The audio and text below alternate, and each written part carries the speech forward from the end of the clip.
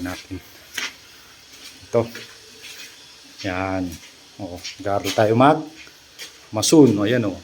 Ako gumawa niyan o. Yan. Dapat pag masun ka, marunong ka niyan.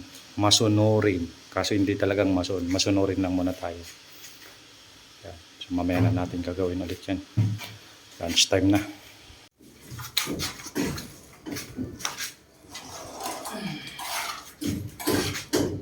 So ito nga, natapalan na natin itong nasa gilid ng siyara. Yan, no?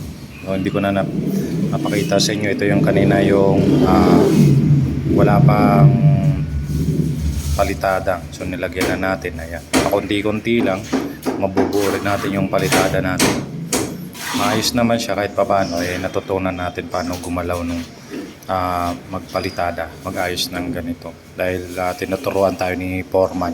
Tsaka meron pa akong isang tutor dito, yung airpot ko, si Engineer Martin. Nandyan lang siya sa gilid, panay utos, panay turo. Ayan. Kung siya taga-sipat ko, alin pa yung walang semento, alin pa yung malalim.